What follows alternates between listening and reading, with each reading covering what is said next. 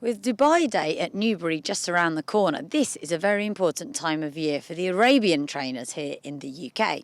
And they don't come much better or more better known than Gill Duffield, who's got some 30 years of experience with these small, quirky little horses. She trains, of course, primarily for His Highness Sheikh Hamdan, and this is her base right here in the centre of Newmarket. We've come along to speak to Gill and find out a little bit more about how she gets on with things.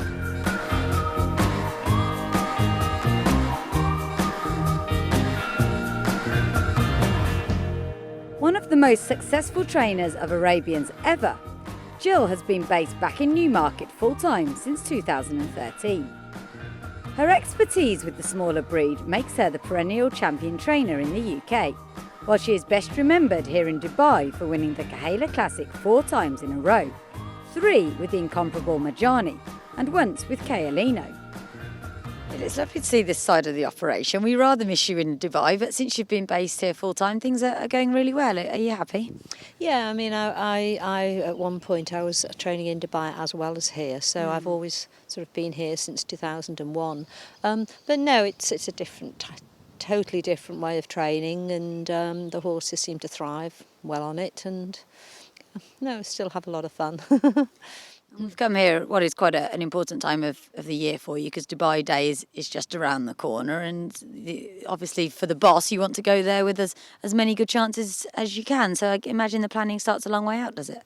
Yes, it does. We try and get, they've obviously got to be placed twice or win to run in the handicaps on Dubai Day. Obviously we're hoping some of them are better than that, but no, we're planning from the start of the season. Our objective is to have as many horses as we possibly can, so Sheikh Hamdan can see his horses running on Dubai Day when he's over.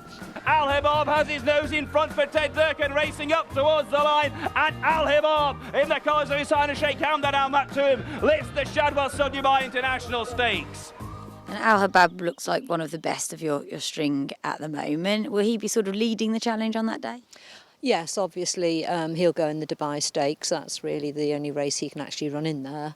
And hopefully, you know, there'll be 1 or 2 other nice ones in the others that'll come out. I like a filly especially called Agshan. She's out of a mare that I was particularly fond of called Sophie Delou. She is a filly Agshan that I do like especially. We have some very smart fillies coming out, but as such they've only just run 1 race, so they could be anything, some of those ones. But they're just at the start of the careers.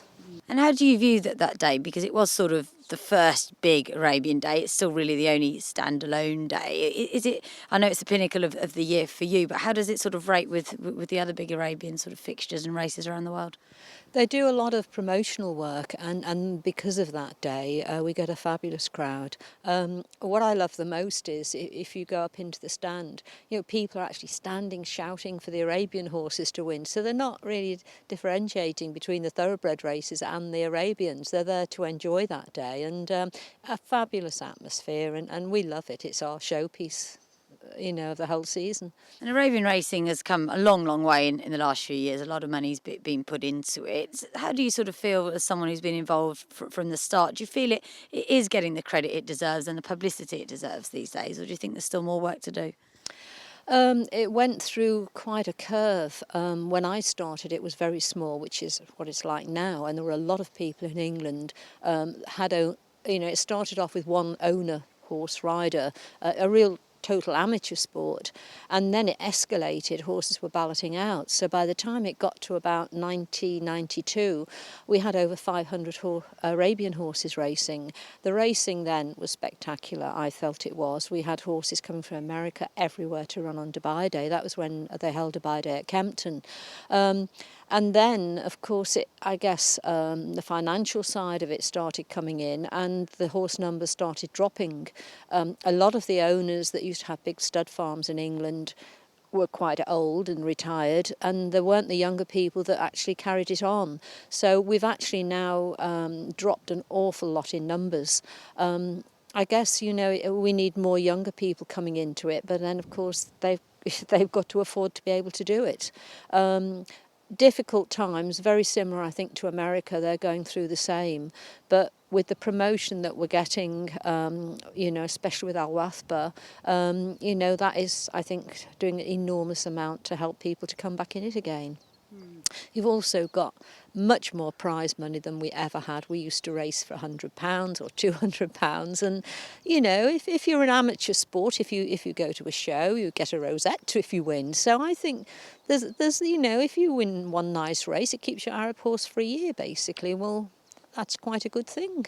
It's been wonderful to see your string out here this morning. I mean, I suppose you are a little bit of a novelty, really, because as you pointed out, you don't see too many All-Arabian strings in Newmarket.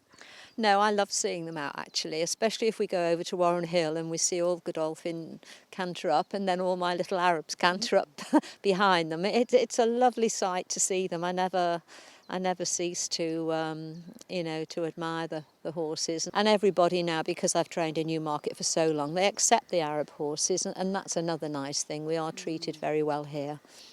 And I think they sell themselves, because even just in the small string we saw this morning, they're all different shapes and sizes. They've got very well developed characters, and I'm wondering if perhaps we collectively can bring that out a little bit more and try and get a few more people into it that way, because they are very different from the thoroughbreds and they're just a lot of fun, aren't they? They're quite unique, yeah, they are. I think, dare I say it, but I think they're more of a challenge to train than thoroughbreds, because they've got little brains and they think, and it's quite nice here because you obviously can try and get on that wavelength and take them to different places. They don't necessarily want to do the same as the others that day, so it's from one day to the next. I don't always say, I might write on the list what they're going to do, but that will alter. But no, they are a challenge. But again, I guess it's more an enthusiast sport rather, because there is so much thoroughbred racing now worldwide. We were talking a little bit earlier about Arabians and how they differ from the thoroughbreds, and you do need to give them a lot of time, and the likes of Mojani, horses like him, they just seem to get better and better even when they're sort of 7, 8, 9, and I think there's a lot to be said for sort of perhaps not over racing them when they're young. Do you sort of go along with that? I do agree with that. I mean, certain ones are 3-year-olds, but they are 3-year-olds that are very similar to a 2-year-old thoroughbred. They either can do it or they can't. And if you're having to push them along, put headgear on them, etc., then I think you're forcing them. And then maybe they get a little sour. I think with Arabians, if they come out, they win a race, gosh, that's easy, I can do that again. That's a little mentality that they have. But no, I believe that all the best horses that we've had, maybe they had one race that Mojani did in France, but then he never raced again for another year. And he went on racing till he was 9. So No Risk was exactly the same. He didn't race at 3, he raced at 4. So yeah, I think it's a shame by the time if they race too hard at 3, by the time they're 5 years old, they're finished. And that is so young for an Arabian horse. So yes, do race some 3-year-olds, but maybe select some. And if they're not quite ready, well, give them a bit more time. And we were lucky enough to go to Shadwell yesterday and see some of the Arabian foals. I think we actually saw a no-risk foal. How do you feel that the breed is developing? Have you seen a change in it in the recent years? Perhaps more French breds coming through, more British breds even? How's it sort of going in that way? I think there is only a small pool of breeders in England. They're trying their best. Obviously, they've got some nice mares. They're using a lot of the Qatari stallions to try and, they want to try and compete, which is great. I think the stallion fees have to be kept relatively low because obviously they're not commercial breeders, they're not breeding for selling, they're breeding for their own fun and pleasure. So I think people will use them as long as those fees are kept reasonable for them, and then they'll breed to the best they can afford. As Shadwell is very much an international operation, many of Gill's higher rated horses moved from the UK to continue their careers here in Dubai. One of her former inmates is Manak, whose transfer to the Middle East resulted in the ultimate victory, a Kahela Classic win for trainer Erwin Sharping. But Manak's in front, Dane O'Neill's keeping him going, and Manak will lead all of the way to win the Dubai Kahela Classic. I must congratulate you on being a small part, or quite a big part of the Kahela Classic winner this year, Manak. He was here with you for a while. Did you spot the potential then? Yeah, he was a very good 3-year-old. He'd won group races in France at 3, and then he had problems. And Shadwell did a marvellous job at the rehab. They gave him a full year off, and then they sent him to me to look after, basically. He had some good form in those top races, and then it was wonderful to see him go on. I think he's very much a dirt horse. I think that is his forte.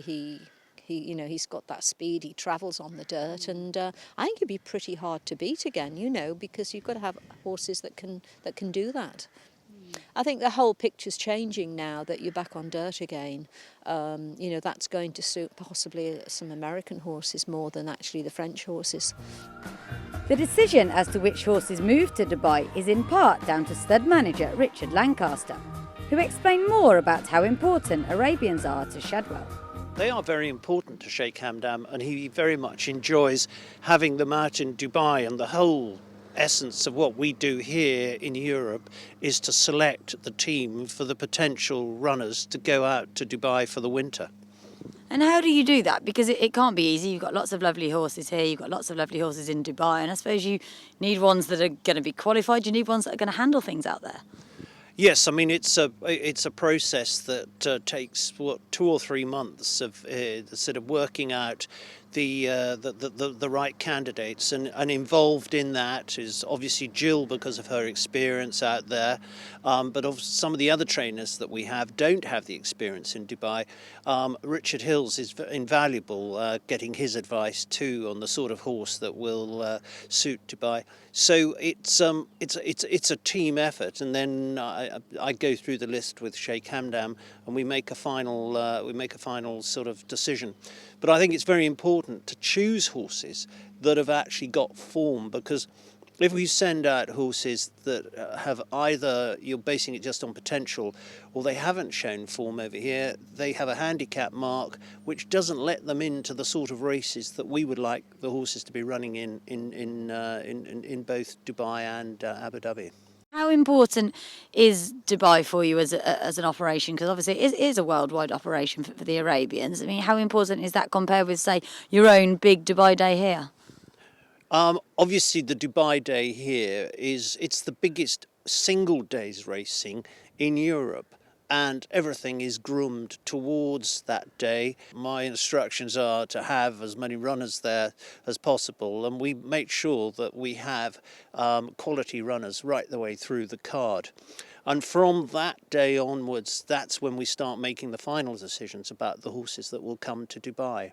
Dubai is obviously a very, very important. I mean, that's where the objective of where these horses are going to, because that's where Sheikh Hamdan is, and that's where Sheikh Hamdan is able to see them and get enjoyment from them. Sheikh Hamdan's patronage of Arabian races doesn't stop at owning and breeding, however, as the Shadwell-sponsored Dubai International Arabian Race Days now take place in 7 countries worldwide, of which Newbury is the pinnacle. Already the sponsorship here in England, Dubai Day, is a very large sort of contribution to what happens here. And then when Arrow found themselves in trouble this year, through the great generosity of Sheikh Hamdan, that gap was filled, and it means that not only are we sponsoring the big day at Newbury, but we're sponsoring throughout the season and giving not just the top end of the market, as it were, the benefit of that sponsorship, but right the way down to the small operator, someone with just a few horses, and also the breeders too, I think, which is very important, because unless we start seeing more horses being bred in places like here in England, the flow of horses through to Dubai and Abu Dhabi and the rest of the Gulf is going to dry up.